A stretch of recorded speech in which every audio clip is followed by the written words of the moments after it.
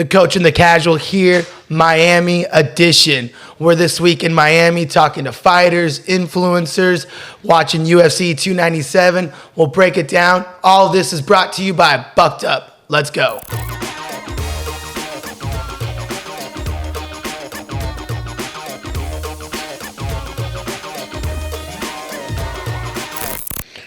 Well, we have taken our talents to South Beach. I'll tell you what, dude. To be honest, I'm pumped. We come out of Utah.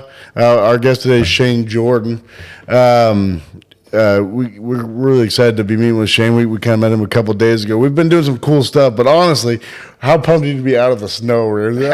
My poor wife is stuck back there. It's like 30 degrees. Yeah, she told me it was like 20 the other day, and I was like, oh, I had to come back because I sweated too much from our walk. I had to change my boxers. My balls were too sweaty. Yeah. Well, cool. So we got Shane Jordan. Shane, tell us a little about where you're coming out of and who are you? Let people know.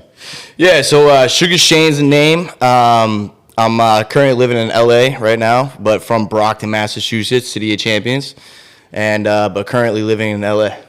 It's funny. We were talking. You actually live like 15 minutes away from my mom. That's right. Yeah. It's funny. Small world, man. Yeah, I'm from the valley. I'm like, oh, where? You said over some cross streets. I was like, oh, that's like 15 minutes from my mom. You live two minutes away from my grandparents. Yeah, it's crazy. Small world, dude. Small world. So then, what brought you to Miami? Kind of tell us why you're out here.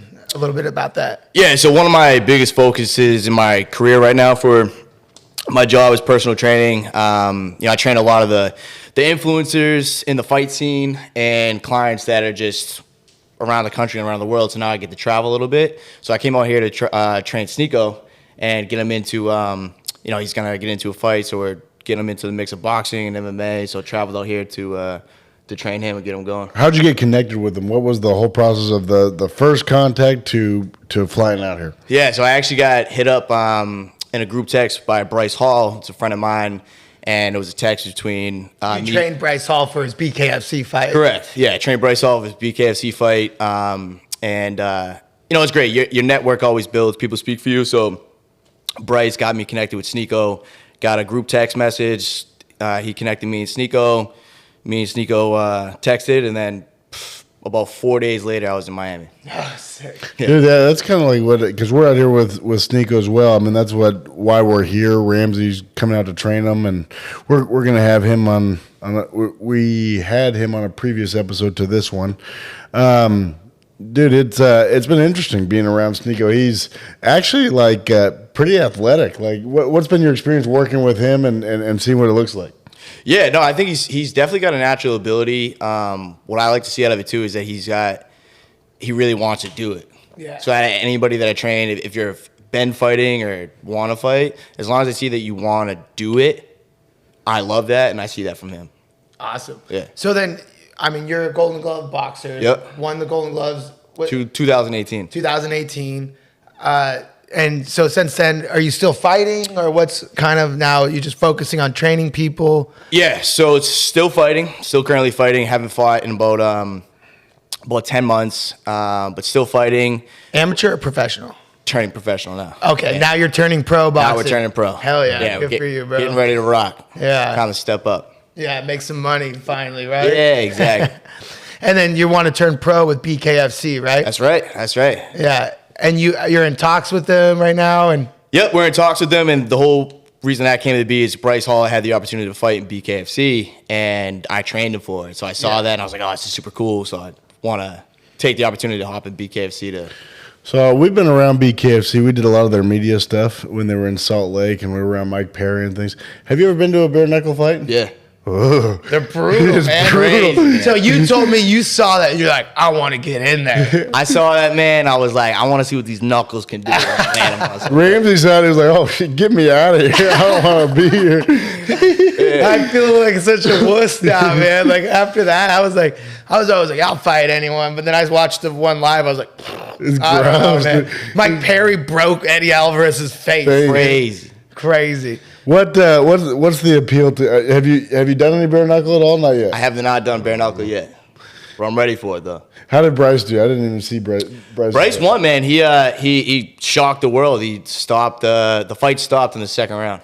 That's the thing about bare knuckles that like it's a legitimate skill. If you can cut them early, or if you can be good at like turning your punches and cutting them, you can end the fight even if you're not knocking the guy out because it's so brutal. Like half the fights end off of cuts and doctor stoppages. I remember like the first guy looked like he just had freaking roast beef on his face. And I trained one of the docs. Like I'm friends with them. So every time they stopped it, we'd be like texting, hazing him, like, pussy, let him bleed. And like, he looks over and he's like, I am not going to let someone die on my watch. He's like, I don't care about I took an oath, sir. Yeah. First, do no harm. They didn't care about, that's one thing we've learned about the docs. Like everyone, you know, remember that Johnny Walker thing where they're like pissed about, remember the illegal knee and they stopped it. Yeah. But like these docs don't give a shit about the whole, you know, MMA world. They make, you know, money being a doctor. So they're just like, don't want to jeopardize their medical career. Yeah, their medical. That's what he told me. Die in the ring. Yeah, he's like, I'm not going to lose my medical license over. Most doctors are at promotions for free just for the seat to the fight. But he's like, yeah, basically they lose money. Like, Oh yeah. But they said though that,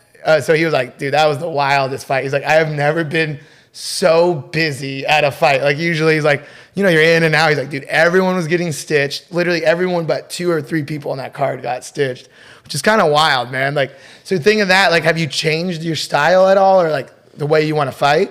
So I know BKFC is completely different than boxing and straight up boxing. So it's definitely a difference on how you have to train and prepare for it. Haven't been able to do that yet. Yeah. So I'm looking for, but training Bryce Hall, I did see the difference. So now I want to do that for myself. Does Bryce so after the fight, does Bryce like, oh, I want to go do that again, or was like, oh, that sucked? I mean, I think his whole goal was to be like, he just wanted to, you know, he had something to prove, so he did it. It was kind of like a one and done thing. Yeah, nobody's in there making 4 and 4. Like, oh, let's do that again. Especially like him, like, you know, he's not like you want to make a fight career, so you're willing to sacrifice, build a name. Exactly. Like you're not worried about the pay, really. No, not worried about the pay. I want to get in there. I want to put on a show. Yeah. Dude, and you've got some exposure with Feldman. Feldman's just a Jersey boy. You're up there in Boston. I mean, we really like Feldman. I mean, we like the whole BKFC organization. They're just cool. Hell yeah. And even in the post fight, I mean, he's so appreciative of his fighters. I mean, he just loves his guys who fight for him. What's been your exposure with Dave Feldman? Yeah, so I got a funny story for you. Shout out to Dave. But when I first met him, we were coming in for the weigh-ins for Bryce's fight, and we were in a group of people, and I recognized Dave, but he comes over, and then he looks at me, he's like, who the fuck are you? And I was like, what the fuck? Yeah. Who are you? And he looks me up and down, and he's like, get the fuck out of here. And I was like, yo, is this guy serious right now? And he's like, I'm just fucking with him. I was like, I fuck with this dude. He's a cool ass dude. But yeah, no, they're all. He saw your energy. He's like, all right, I can see this guy. And then I told him I was from Boston, and he's like, how much you weigh? You thinking about fighting? I was like, yeah, bet. I'm in, bro. I'm in. He asked me the same thing, and he's like, hey, man. And I was like, I don't think we could find a number that's reasonable. Ramsey's got a wife and a child, man. Like, he was like, what is it? I'm like, bro, I don't even ask me. I don't want to. Don't make me an offer that I have to take. I'll have to take it again. Because like at a certain point, you know, like if someone offers you X amount of dollars, everyone's got a number. 100%. You know? So that's the thing is like you're kind of like you're 29 years old, right? 29, yep. Which is wild to me because you look young. Even what's his name, David, looks young. Yeah. Usually, like the stereotypical fighter, you think looks like just beat up, and it looks like Cyborg. You know. Yeah. What's her name? Cyborg. But what's her name? It's Cyborg. I don't know. Her name's Real name. Yeah. But just looks jacked up. But I mean, you guys are looking young, good. I mean, handsome. I mean, I don't know what you're doing after this. I'm just kidding. Just playing. But you're kind of like in a prime spot. You're young. You don't have too many other responsibilities that let you focus on fighting. What's your 5-year goals on fighting? That's a good question. So I've been fighting since I was 13 years old. So I've been competing for 17 years. Won the Golden Gloves in 2018 out of Boston. Wanted to turn pro. Talk to a casual, especially boxing casual. I've heard Golden Gloves. What is Golden Gloves? Golden Gloves is... How would it be difficult for me to get them? Because I see red, bro. Nah, you can get in there, bro. You could probably trade that Rolex for a pair of Golden Gloves. You definitely could do that. I know Golden Gloves is one of one of the biggest national tournaments in America. Yeah, how many guys get? They give it to. Is it like it's like running a marathon? Once you get through the finish line, you get one. No, you gotta earn that shit. Yeah, you gotta earn that, bro. And they're organized. Yeah. Boxing's like not like jiu-jitsu. It's like boxing and wrestling in America are organized. So you probably had to fight how many times? Like 6 fights in a weekend, right? Yeah, couple weeks. Couple weeks, yeah. So they make them fight a lot, dude. Yeah. And Did you get them all by knockout or what? No. I had one. A lot of point fighting. A lot of point Yeah. fighting in amateur boxing. There still are a lot of knockouts, but I did have a stoppage in one of them. what weight do you fight it? So the amateurs, I did 132 and 141, and the pros, I can go anywhere between 135 and 145. Have you thought about bulking up to 220 and fighting heavyweight? If I could do it, I'd be down. Sign me up. Me too. What do you think the process would be going from 132 and adding 90 pounds of muscle? That'd be like Shit. You'd have to get obese. So first. many Yeah, steroids. I'll be eating McDonald's 3 times a Gee, day. and then you have to be getting in the ring fighting against the Ngannou at this point. Honestly, I think it's probably impossible for me to get. Yeah, I don't think you'd ever weigh over 200 pounds. No way. bro. I No. don't. I'd have to do a 30-pound weight cut to make 220. You're doing 50, dog? Dude, my guy, I was 242 right now. But my guy, I was appreciating you. So we were rolling, and you're like, "What do you weigh, man? Like 200?" I was like, "My God, I got you. Ramsey looked over like, "What the hell?" Yeah, even earlier, Diego was trying to say, like, oh, yeah, Kyle can roll through you guys. They're all the same weight. I'm like, Kyle's got 60 pounds on the next closest guy. And then Diego didn't believe it, dude. He didn't believe it. What did you see? So I rolled with David, who's another boxer over there. But I even asked you, I was like, "Hey, what do you think? You want to roll?" And you were like, "Oh, my shoulder." What's it like being a lifetime boxer, looking at guys rolling around? Is it not appealing at all to you? I mean, it's such a different skill set. Yeah, no, that's a great question. It's definitely not been appealing as much as possible because I feel like if you're in boxing, you don't really watch MMA. If you're in MMA, you don't really just focus on boxing, right? True. But after watching you guys roll and learning from you guys, like I said, the fights last night, watching it, after learning from you guys for a day, I was able to watch them a little closer when they're going grappling and grounded pounds. Made more sense. What's happening there? Sense. So it was really cool. But no, it was definitely. I'm definitely interested in it now. For sure. What's it like? So obviously Ramsey is a world class fighter. He fought in the UFC. Had some big Oh, moments. hey, clip that, dude. Yeah. He's going to.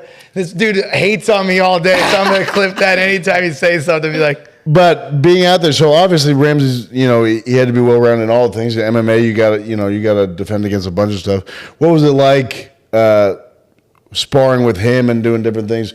How was it boxing against a lifetime MMA guy? How was his boxing? Yeah, it was super awkward. Yeah. Right? Super awkward. I feel like even just in boxing, there's different styles, but I feel like when you get MMA background with just strictly boxing background, you're gonna see some cool different stuff. Yeah. So he was tagging me with some jabs that I wasn't even like really seeing because they were just coming out a different way. because I throw a little bit more karate style sometimes too. It was cutting the guard. You know what I Yeah. mean? So it was cool to see. So yeah, it was fun though. Yeah, and then for me, it's like when I'm trying to, I don't know, when you like start ducking, it's like so much different. They're so low, and you'll get down really low, and you're kind of like, Because he doesn't have to worry about getting taken down or the knees, or getting kicked. Yeah, kicked. Yeah. So it's so like sometimes I feel like I'm like trying to like hit. Yeah. So you know what I mean? You're like this almost with people. You guys are definitely thinking about more components during Yeah. each But round, that's so. why I love boxing. There's literally only 6 strikes, and it's just taking those 6 strikes and changing it up. While MMA, there's 12 weapons of Yeah. striking, and then there's all the 80 different ways to yeah, do it. Yeah, Yeah, the yeah, grappling yeah. and stuff. So you can move it. You know what I mean? While For sure. boxing's more like artistic within its own little realm. So why has it been so difficult, in both of your opinions, for MMA guys to get wins in the boxing ring? Possible, man. Because they can't get out their bad habits of boxing because they're so trained to be careful with all the other stuff. or And what? all the like when we were doing BKFC sparring, where we can do the clinching more MMA style, that was a lot different. Way But different. when you can't clinch in boxing like how we do, like anytime you're close, you're Yeah. clinching. You know what I mean? And I feel like it comes down to your positioning. So like MMA positions could be different. You're squared up to load up a kick, a straight kick or something like that. Where boxing, you're so one-dimensional. Yeah, and you're you got to long. stay in that tight position. So we're just shooting from this one guard, and that's it. So we eliminate as much as possible, where you guys could open yourself up to something, Yeah. but you're setting something else completely. Yeah. Right? Does that make sense? Yeah, and there has to be like, but then it's almost a little different because I feel like in a boxing, you can like light up somebody with a good combo. You know what I mean? Yeah. But in MMA, the combos have to be so limited because of the takedowns, the head kicks. 100%. So you see like, and everyone says this, like you watch MMA, like, well, their boxing's rudimentary. Yeah, so is their wrestling, so is their jiu-jitsu compared to someone that just did those specific Yep. sports, you know? But when you bring it all together, like you have to take away a lot of boxing, a lot of wrestling, a lot of jiu-jitsu doesn't work when it's all mixed together. MMA, do you think it's kind of got to be like, what is it? Something of all things, master of none? What's the expression? Yeah, I know what you're talking about. Oh, shit. Master none, or Basically yeah. skillful in a lot of things, but master of none of them. You know how I am with Jack of all Yeah, trades, yeah, master of none. yeah, that's what MMA has to be.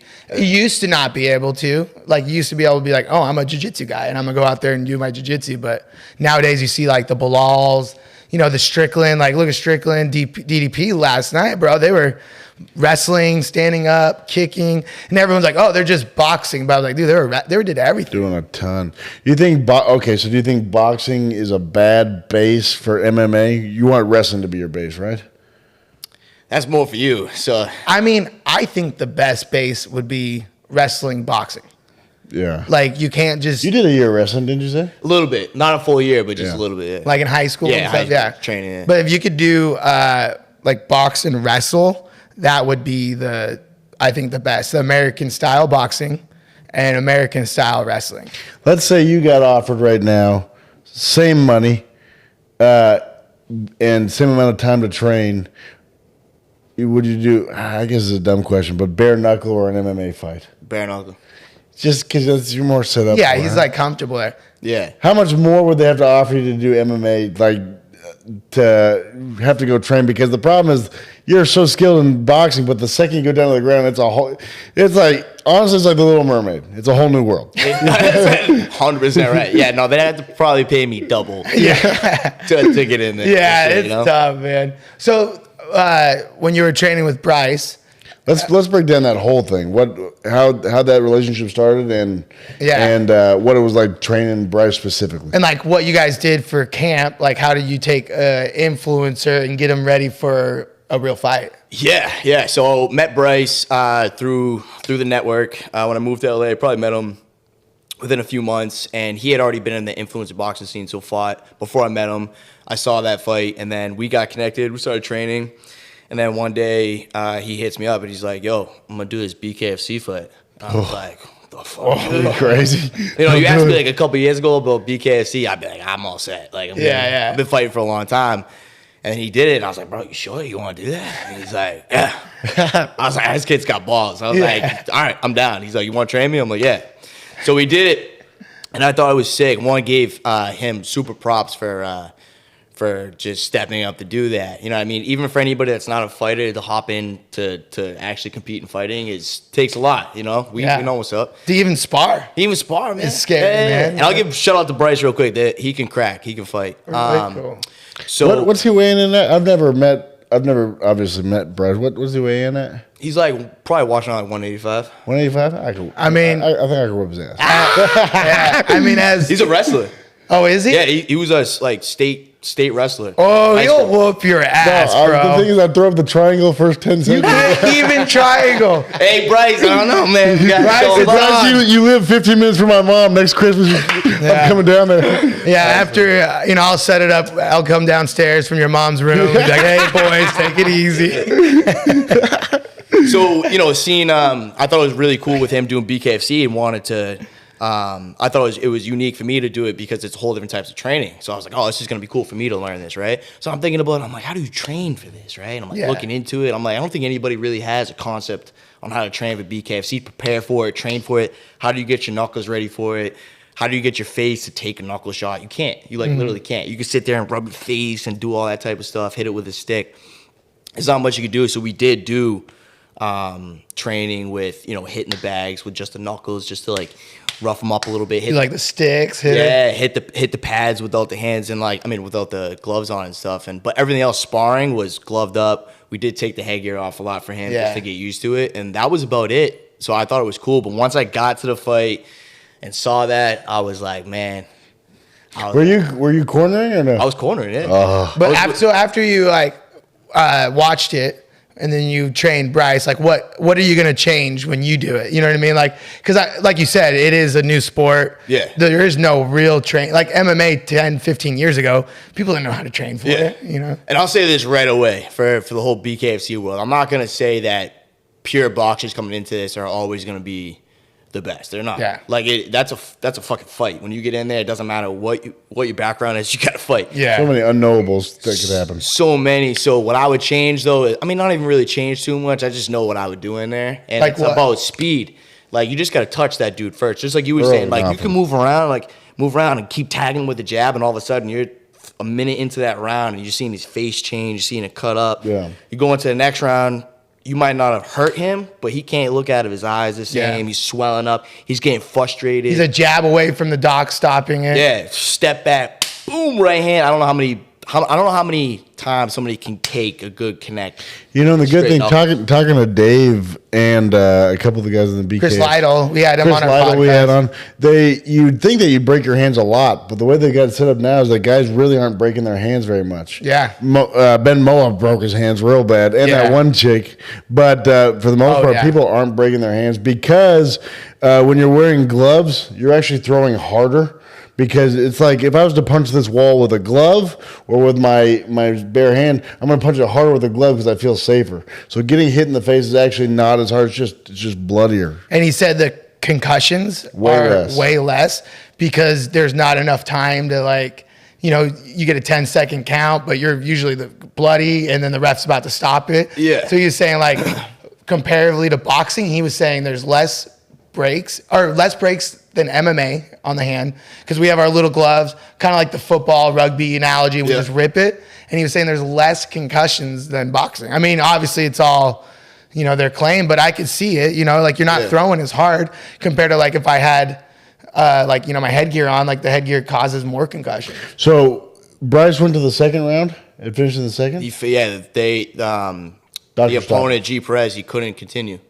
He couldn't answer the bell? No. He was in the second round, and then they went to the corner. So the doc stoppage. I'm glad that happened because after the first round, you get into the corner. He's sitting on the stool. What are you telling him? Because for me, I was like, "Oh shit, man, look at your face." Hey, Bryce put him down in the first 10 seconds. I walk down the steps off the corner. I'm sitting down. I turn around and dude, on the ground. I was like, "What the fuck?" Yeah. I was amped up. So then after that, I was like, "All right, bro, just do your thing. Get in there. Going. Fuck him up." Just do you, boo. Yeah, exactly. There's sometimes when you're coaching, right? They're just doing so good. You're like, I just got front seat. Yeah, just watch this shit, And my thing as a coach too is at the end of the day, it's up to you. But as a coach, I want to be able to look away and know you could be safe. You get in there and do your thing as long as you could be safe. Well, it's at the end of the day, you can't change the fight. Even if you're sitting there hands up and screaming, even that Bruna Silva or whatever fight last night with the penny, it was terrible, but worst fight on paper too. They knew it was going to be a bad fight. They let it go. Terrible fight still, but their coaches are screaming. You could hear them on the TV. And Portuguese. Even Pennington's coach. And she was just oh no, clinch. Leg with her like this. You're no, so that's why I'm at the end of the day, sometimes in the corner, I'm I'm not going to waste my voice. But then everyone listens to you, Kyle. What's that? The thing is, people listen to me because they can tell I'm the alpha and smarter, better looking. Do you think BKFC, for Bryce, it was just a cool experience, one and done? Do you think it's a one and done, or do you think if you get some early success, it's something you really want to pursue? Yeah, no, I'm taking it as I go. I'm always investing into myself, but I'm not looking for this for a one and done. I'm looking for this to enhance my career and and see what other doors open up with this. BKFC, honestly, is just a cool organization. I mean, having been around it in a limited capacity, it's just cool. I mean, Very organized, yeah. very well put together. What do you think? So you're in early stuff with them.